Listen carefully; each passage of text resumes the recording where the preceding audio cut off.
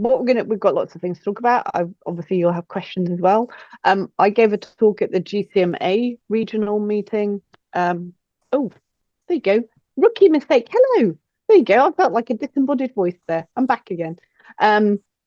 Is Northwest GCMA. And then a couple of weeks ago, I was doing the Belfast Northern Ireland GCMA, which I think is the IGCMA. It just gets a little bit political about those things. So we're just going to say it was a GCMA meeting. And it was interesting because the quiz that I do at the beginning in Ireland, in Northern Ireland, the team that won the quiz and got the chocolate coins won with -1. The one that won 2 days ago got +10. And the losers were on -1. And it just shows that level of knowledge is very different. And this is why we keep asking this quiz. And I'm going to say I gave some of the people a hard time because they've had this quiz a few times already in the last few years and they still didn't know the answers because they just forget them and just go in there and out there.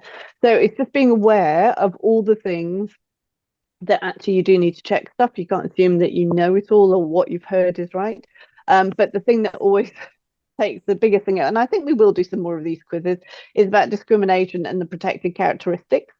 And you get a pile of pictures, and there's 14 pictures, okay, and you have to put them into 2 piles, one of which is protected, i.e. you can't dismiss somebody, for example, for being pregnant, otherwise you're going to get sued and you'll lose, okay. And the other ones, they seem silly to dismiss people for, but you could do it, okay.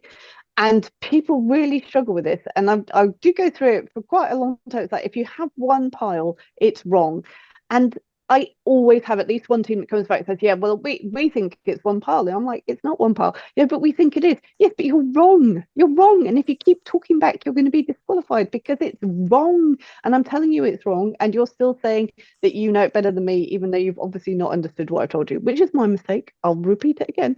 But it's just being aware with the discrimination, the protected characteristics, what is actually meant by them. So what we thought we'd do today is go through a couple of them in a bit more detail. I know Siji's gone through some previously on previous weeks, but it's to go through things to say, because a lot of the response 2 days ago was, well, you'd be stupid to fire somebody for that. Yes, but guess what? People do it. So it's just being aware of what the things are that we're going to talk about. I'm not sure whether any of the team want to start with some. Yes. I was just going to say that when we ask you if someone has a protected characteristic, sometimes we send you a nice little diagram of what they are, even though we know that you know all 9 of them off by heart. We certainly do. But sometimes they don't really mean anything to you. So, for example, one of them is age. Well, everyone has an age. What does that actually mean? And sometimes taking a step back and seeing how it applies to your organization, to your club. So when we talk about age, we probably have numbers in our mind that we think is old. And we have numbers that we think is young, for example. I feel very old at the moment, but I'm told I'm not. But look at your club. So are you dismissing someone in their 60s, for example, that you would not normally class as old, but they are the oldest person or the oldest employee in your club?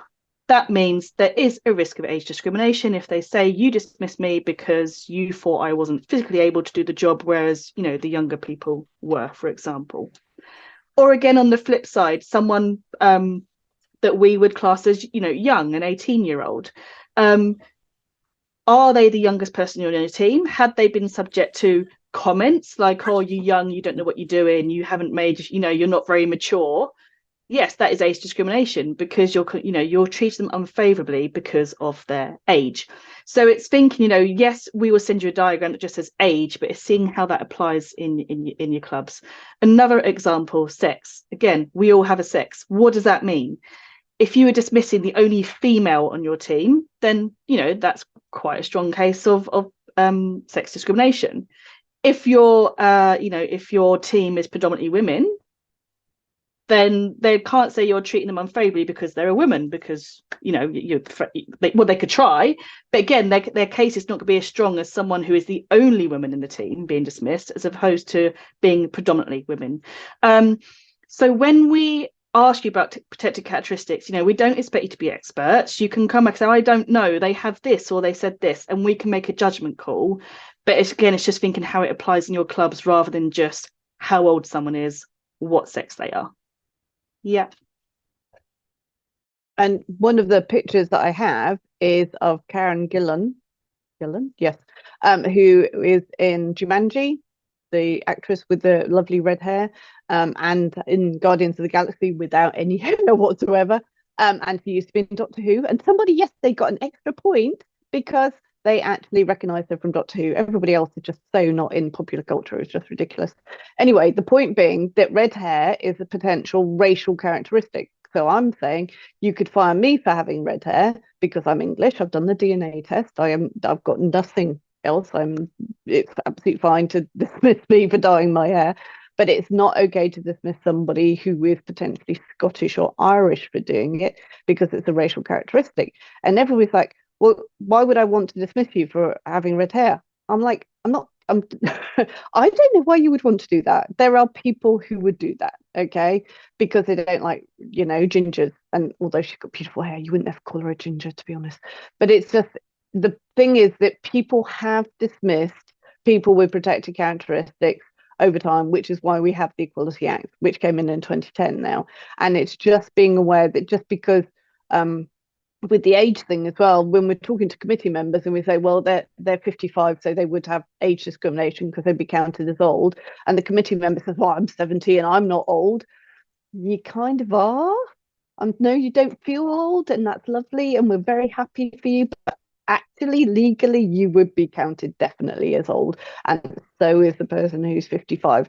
So it's always making sure that you do talk it through with somebody on the outside to understand what those things are, and then we'll go through other ones in other weeks as well. And what we will do actually is we'll probably do a quiz in a couple of weeks, one of the Kahoot quizzes on discrimination, and see how many of those you get right, because it is about, you can fire anybody for anything. You absolutely can do that. It's just, what are the consequences going to be for you?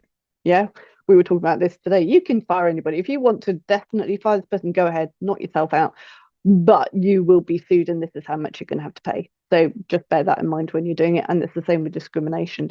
Just because you don't think you're discriminating doesn't mean that you actually aren't. That's the thing. It's the perception rather than necessarily the reality, if you see what I mean. I'm just trying to be nice. I'm going to say all of our examples of discrimination are absolutely discriminatory. There's nobody who's just been misunderstood. It always is quite definite that they've said, well, I can't have them because, people with long hair, they don't work well. It's like, okay, bye-bye. So, and people with long hair meaning females. So yeah, there you go. Has anybody got a question today? Melanie Drake, how are things with you? No, all good. Okay. Melanie Painter, have you got something? I do. I'm here twice. Hold on. And the reason I'm doing that, I just think I'm nuts, is the audio on my computer was like, I'd managed to get the camera working, but the audio was absolutely horrendous and it was all crackly and disgusting. So I thought I'd come on to here, so that's fine. Yeah. So yes, if you've got a member of staff, how many complaints would be a reasonable amount to expect within a certain time frame? So obviously at some point you're going to get grouchy customers that are a bit problematic, and you're never going to have no complaints, right? So you have to have I'm going to say you are quite capable of having no complaints, Mel. That is an acceptable level to have, right? Is no yes, complaints. I mean, but zero would be obviously the holy grail that I'm after. Yeah. But what I'm saying is in terms of reasonable measurement, because as I say, now and again you get the odd one, that's fine, and obviously the person who had loads is now not here. Yes. But at what point, because we have sort of KPIs where we say, right, 0 to 3 is okay, and 3 to this is amber, and then the next one's red, and I'm looking to do staff measurements that are red, amber, green. So what, I guess green constitutes 0, so amber as in would be what? I mean, or do you think 0 is too much, to like unreasonable to expect? This is what I was after, a reasonable amount. Okay, so sorry, Catherine, go ahead. I mean, I was actually going to say, I don't think this is one you can put a number on, because you might have someone who has one complaint and it's completely unfounded and you're scoring them an amber, or you might have someone that has two very minor complaints versus someone who has one major complaint, which I would be more concerned about than the two, they didn't say good morning. I don't know if it's one you should or could put a number on. Yeah, Right. So the major versus minor. I mean, obviously, sometimes there's minor things where people said, "Oh, well, the person was late or something." I don't really class that as a complaint. A complaint is more when somebody's taken the time to phone in, email in, and actually write a bit of prose about how they're not happy. So as opposed to just moaning that, "Oh, by the way, they were late" or something. Do you see what I mean? Yeah. So I mean, 0 is great. But again, I think it's going to be the founded versus unfounded complaints. If you're putting a number on it, the number of founded complaints, there's this is what they complained about and it was proved true, as opposed to Right. This is what they complained about. But I mean, I would be saying the absolute minimum, or it might be an exercise for you to actually have a look at, on average, how many complaints you do have against individuals and see if this person is particularly higher or less, which would be good. Yeah, it's been a complaint twice the same thing, so that's always a red flag, really. Yeah. So Okay. taking KPIs out of this, if you have a complaint, or if you have numerous complaints and they're all saying the same thing, that triggers a conversation. So it's not to say I've had 2 complaints, it's to say I'm concerned that both of these complaints have cited the same thing and discussed that, that you're coming across as unhelpful or rude. So you don't need a number on that. It's if there's more than one, then there's obviously something going on, because they're all picking up on the same thing. Right. Okay, that's fine. Thank you. Okay. Mark Gallop, have you got a question for us today? No, you're gloriously happy. Okay. What else have we had this week? Oh, we've got sexual harassment things as well. Sorry, Catherine. So a few minutes before this phone call, we've just had a very serious sexual harassment case come in, staff member and member. It involves kissing and physical touching. So they're all serious, but this is up there. But what I just want to talk about today is the club have asked, rather than suspend the member, can they just suspend them from some areas of the club? So for example, the clubhouse. And I would just be saying to you, don't you're suspending them from a particular area. Who's going to manage that? So if they walk into where they're not meant to be, have you got someone on site that knows they're not meant to be in there and can take control of the situation? Probably unlikely, because that means you're going to have to tell everyone what's going on, and you can't because it's confidential.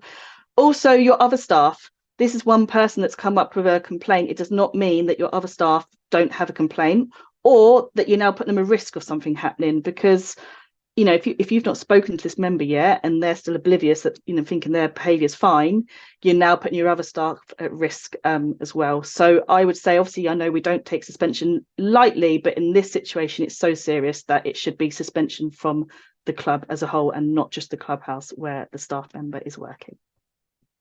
And we'll keep you updated on the case. So. Yeah, and this one was particularly interesting because usually they do whatever they do.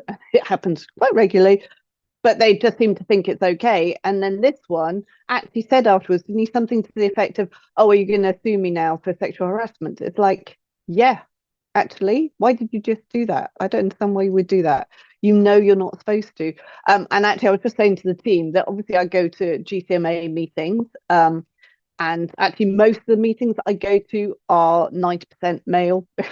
And some of the GCMA meetings, I am the only female there. The further north you get, the fewer women there are. Very interesting demographic development there. And I've got no problem with, and I'm quite happy. It's not been an issue at all. I've never felt pressured or anything. But when I meet somebody who I've met before, I'm like, "Oh, hi," and we have a hug and sort of air kiss. Great, not a problem. It's been interesting that in Belfast, which was a week, 2 weeks ago, and at the GCMA Northwest meeting, every single person who came to say hello said, are we shaking hands or are we hugging?" and actually asked for permission. Never happened before. I'm going to say my theory is it's because of the Spanish situation that they are looking for consent. It's very nice that they do that. I didn't feel pressured at all. I didn't feel I had to comply with anything, but I appreciate that's not the same for all women, and that's I'm not trying, that sounded like slightly condescending. That isn't what I'm saying. What I'm saying is that you can't assume that just because something is good for you, be you male or female, that it's good for every other person of your gender.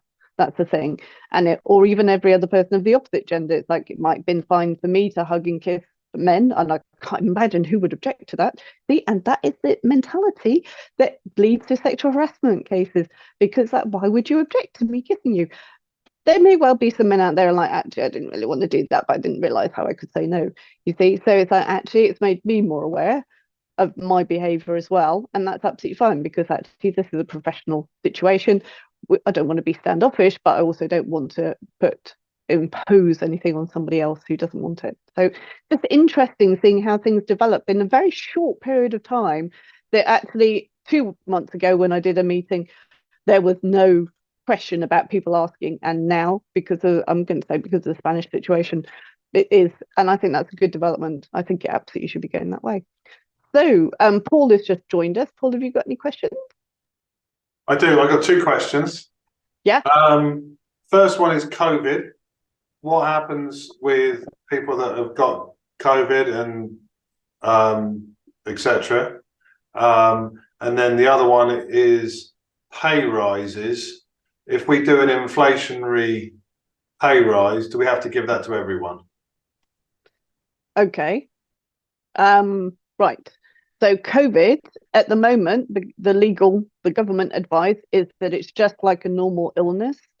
If they are too ill to work, they'd call in sick. If they're not too ill to work, even if they've got a positive test at the moment, and I hope we don't have back to furlough where it changes day to day, but even if they have a positive test, if they've got no symptoms, they do not have to isolate or stay at home. They can still come to work. Okay. If you want, however, them to stay at home, then you would need to make that clear, and you would have to pay them for that time. So if you didn't have full sick pay, so enhanced sick pay available, you would still have to pay them, because that's like, actually they're saying, I've got no symptoms. I only tested because I was going to see my old gran and it came up positive. I mean, I'm going to say I would expect them not to tell you, but okay. And it's like, if you're then saying, well, we don't want you in for 7 days, you're going to have to pay them for that 7 days, because legally they don't have to isolate. Yeah. Pay rises. So which measure of inflation are you going with? Because it's going down a bit and it might be going back up again. So what percentage are you using for inflationary pay rises? Well, it was, so my Greens team, Yeah. I was going to give them 5% across the board and then a merit increase. But there was one member of the team that was below living wage. Yeah. So he's had a significant pay rise now. Yeah. So I just really wanted to leave him at the living wage. I just wanted to make sure I wasn't discriminating. I was hoping not to have to give him a 5% increase on the living wage, if you see what I mean. So was everybody else already on the living wage? No, they were significantly above it. Okay, so because he's been brought up recently, I'm going to say that does feel unfair. It's not illegal, but Okay, it does I'm feel happy for it to be unfair because he's a relatively poor employee. So, which is for another discussion another time. Yes. Which I think we have discussed before at another time. But but yeah, I just didn't want to be. I didn't want to. I'm happy to be unfair, but it obviously can't be illegal. Yeah, I don't think, unless he's got one of the protected characteristics that we went through a little bit at the beginning, which you missed, but maybe we can have another chat about that, that he could use one of the protected characteristics as a reason for saying you didn't give it to me because I'm black or I'm young or I'm old or whatever that is, then you'd be fine. Okay. The other thing is, are you only giving this pay rise to the Greens team, not to food and beverage? Yeah, they've already had the food and beverage. I've done pay scales for them, so they've all got a bit of a pay rise in the last month anyway. So then Okay. I'm not then going to give him another pay rise in January. Yeah, no, it's just checking because obviously Greens teams are usually predominantly white males and food and beverage aren't. So it's just, and that's when the discrimination aspect could come into play. But as long as they've had something, I don't think it's a major issue. But with that one person, he might say it's, well, I say it's unfair. You say, well, you've just had a pay rise, full stop.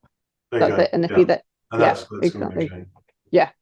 Good. Yeah. I was comfortable with it, but I just, you know, like everything in law, it's one of those ones you have to be careful of. Yeah, exactly. And if he does come back with anything, then obviously give us a call and we'll talk about the best way to deal with him. Because if he's not great anyway, we should probably be parting company. Yeah. The other thing, it's interesting COVID's been brought up because actually I know of 2 people who've had COVID badly, is that correct? Had a bad attack of COVID recently in the last 2 weeks. So it is an issue. It's going to be increasingly an issue. So if you aren't clear on what you want people to do with your sickness policy, you need to start looking at it this week. Really, what do you want people to isolate if they've got positive? If they're ill and they obviously got all the symptoms, then they're not coming in anyway. That's really clear. But if they're positive, do you want them coming in? You should be clarifying that now. We are starting, the government has got in touch with the people who are at risk, I think it's the over 65s and the chronic people. So the injections are starting either this weekend or definitely next weekend for the boosters. And then of course we've got the annual flu thing as well. So again, if you don't, you won't be able to influence the COVID one, but if you can pay for your staff who don't qualify for a free one, if you can pay for them to get the flu injection, again, that will help minimize absence going over the winter again, because we don't know what's going to come. We've all been through it before and we can deal with it, but it's just being aware of it now. What are we going to do so that we don't have, you know, people on the Greens team refusing to work with other people because they're positive and it's not fair and It's like, okay, let's just clarify this before we get to that stage. Okay, good. Chris Brownlee, you've joined us. Have you got any questions? I do, and I'm really sorry I didn't just join for the questions, but I was caught on another call, so my apologies for that. But my questions are: we are interviewing and have offered someone a role. Yay! Thank you for your help with that. Thank you for the contract, Catherine, and everything else. Great. And he loved it. He's all happy. There are some small accommodations he's asking for. So, for example, his son has what's called low vision, so he needs regular eye tests. His wife's a teacher, so he might need to take him for an appointment 2 or 3 times a year. So I said, yeah, that's fine. Inset days, his wife will be in school on inset day, so he'll have to look after his son. Can he work at home on the 2 or 3 inset days? Yeah, not a problem. And he does a school run every other week or every 3rd week or something. So he might be 5 minutes late, but should be on time. But so they're relatively small accommodations, which are kind of, you know, I'm happy to make. Do I need to formalise it? I'd rather not. Oh, yes, absolutely formalise it. Putting it in writing. How old is his son? 10. 10. Okay. I would normally say if they're under secondary school age, which that would count as, that instead of working from home on an inset day, that he takes holiday. Okay. Yes, because otherwise, yes, we've had this before, haven't we? You can't look after your child and work. You either neglect, you're going to get done for child neglect or not working properly. Yeah. Yes, it's one or the other, and one of them's worse than the other. You're apparently. happy to pursue either, aren't you? Yes. Yeah, exactly.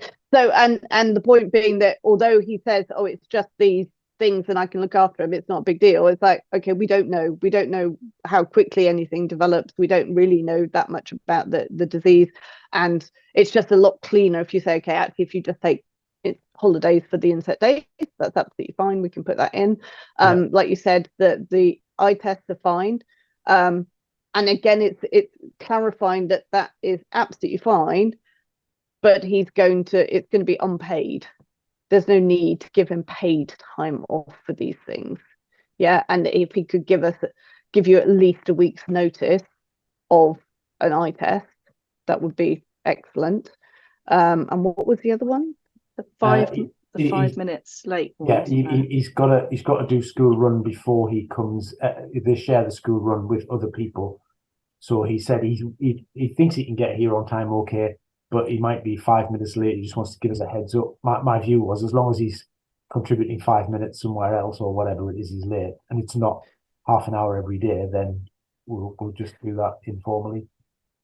Yeah, and then maybe it's worth putting into writing, and that's what we just is that actually, yeah, it's absolutely fine with the school run, and you can make that any time lost up at the end of the day, or out of your lunch break or something. Yeah. Melanie, I think that's going to be. I missed what job it was. What job is it? Is it a 9 to 5 Monday to Friday job? Yes. Okay. I Yes, think that's going to be a key one to get in some kind of email, because what you don't want then is lateness every day, and then says it's because I'm doing the school run every day and I told you about that. So I think even the email sets out, you said that once a week you may be 5 minutes late. If you are, then stay 5 minutes later. It just stops it if he starts taking the mickey a bit then. Yeah. And the inset days, take a day off, and appointments, well, was that unpaid, did you say? Or... Yeah, unpaid. Yeah. So, and if you could just give you as much notice as possible of the appointment, that's fine. I'll and it's not a draft something problem. and get you to correct it. Yeah. And what I would say is when he starts, anything, sorry, this, oh God, I sound so cynical here. I'm sorry, so world weary. But Imagine that, yeah. Yeah, imagine that, because obviously we only deal with delightful people on these things. But is that on a week by week basis, if there's anything in any given week that you call us straight away before he gets into a pattern of taking advantage. Yeah. And by saying that to you now, it means he won't. But it's just, we do get regularly calls from people who say, well, I agreed this, and then they've been doing this. Well, how long have they been doing it for? 2 months. Oh, okay, now we've got a problem. Yeah. Yeah. Can I just ask, Chris, the eye tests, is this just your normal bog standard eye test at an optician, or like some hospital appointment? Yes. Right. Okay. I say because otherwise you could go at the weekend. But yeah, no, it's a hospital thing. He's got some learning needs and what's technically known as low vision. So he probably wears very thick glasses or something, but he has to have that checked every. Right. Okay. It's only 2 or 3 times a year, I think he said. So. Okay. Yeah. So all that's going to be in the handbook under medical appointments. It says, where you can make them outside of work times, but if you can't, it's about give you notice. So again, you can say, yeah, that's fine. Here's the policy on it. Give me as much notice as you can. We have a handbook. I knew that. Fabulous. Thank you. And I gave you guys a little update, a little thing on what an issue of my daughter, where she works. Oh, yes. Yeah, he's still working. The guy hasn't been suspended. No, of course not. We called that, didn't we? Yeah. Yeah. You all said that, and I was like, no, the ban is suspended. Oh no, that happened. So yeah, we don't know. Sophie's, my daughter, she's on holiday at the moment, but she's getting emails and stuff that show the guy's still in work. So she's going to see what happens when she gets back next week. And yeah, but the person who was I don't know what the word is, the female employee who was unfairly or inappropriately approached has written and copied Sophie, but she's written to the company to say this is what happened. She's obviously had some help writing that because it goes into some detail about the stress and trauma. She's requested CCTV from the hotel where it happened, in the bar at the hotel. Yeah, so I'll keep you posted. Yeah, and like we said, that we are happy to give some just initial advice to say this is what you should be saying, or yes, in these situations we're always happy just to give some advice, because I think we want the right thing to happen. Somebody's giving her advice. I have said to Sophie, you guys would be more than happy to help in this situation. Yeah, I didn't say champing at the bit to get involved, but but we all want to do the right thing, don't we? It's kind of yeah. So yeah, but it apparently hasn't been suspended, which is just, I think, ridiculous. But anyway, there you go. Well, they're just going to be trying to sweep it under the yes, I think map. they will. And this is, it's interesting because what Sophie said is it is now increased her desire to leave. She's saying, I don't want to work with him, and I don't want to work for a company that tolerates this sort of thing. So yeah, and actually possibly what they're saying to this other woman who's raised this writing, it's interesting that it doesn't seem to have leapt into action at their end. We've had this with other clients, so just really quickly, I appreciate we're about to end, is don't ever have a conversation with somebody either before or after grievances have been raised, okay, to say, are you really sure you want to do this? You do know it's a lot of work. You do know it's going to cause a lot of hassle for us. Are you absolutely sure you want to cause this problem? yeah. Because most of these grievances are raised by women. They are not raised the first time that anything happens. It will be the 5th, 10th, 20th time something has happened, and they've finally gone, okay, I can't stand this anymore. I've got to do something. And by you saying, are you sure? And we've had this, I'm going to say it does tend to be golf clubs, but it's just like, oh, you do know this is a lot of work for us if we do this. You're trying to minimize the situation and go, it's not that bad, is it? You could cope. Well, just have a quiet word with them. But no, this is why it gets to these levels. And so it could well be that so if she does say to Sophie that that's what they're saying, then we obviously, if she wants any advice on that, we're, like Catherine said, we're always happy to help. It's like, right now we're going to be claiming you're putting me under duress to drop this. Yes. And actually, well, let's just start early conciliation straight away. Thank you very much. We don't need to worry about the grievance. We're going to stay employed, and you're going to do this, and this is what we're going to do, and this is the language we're going to use because you're just not taking us seriously. It's like, oh yeah, but you know, Bob, he's really nice. Everybody likes Bob. Why don't we just keep? No, get rid of him. Thank you. So there you go. Right. Lovely. Well, everybody have a great week. I won't see you next week. I'm actually working. I'm giving I'm in Thetford. So is that Norfolk? No, on holiday. Norfolk? Yeah. Thetford. Wow. Yeah. So giving a talk with Jerry Kilby. A week without holiday then? Well, yes, I mean every day at work is a holiday, really, because I love my job so much. Only for your staff, Caroline. Yeah, I don't know what the staff think about that. I won't ask them, to be honest. Yeah, so working next week, and then when I come back, I think we'll do a quiz. We'll do the discrimination quiz. Actually, I think we could do lots of quizzes and see the people, and you could earn some chocolate if you get all the answers right. So that would be good. No one's going to join next week now, Caroline. No, exactly. Like, no, it's fine. I know everything about employment law. Yes, exactly. Well, have a lovely week, and I'll see you in 2 weeks, and everybody else will see you next week. Thank you very much. Thanks. Thank you. Catherine. Bye. Thanks for watching. If you want a free tribunal audit of your employment contract and handbook, click the link in the description below.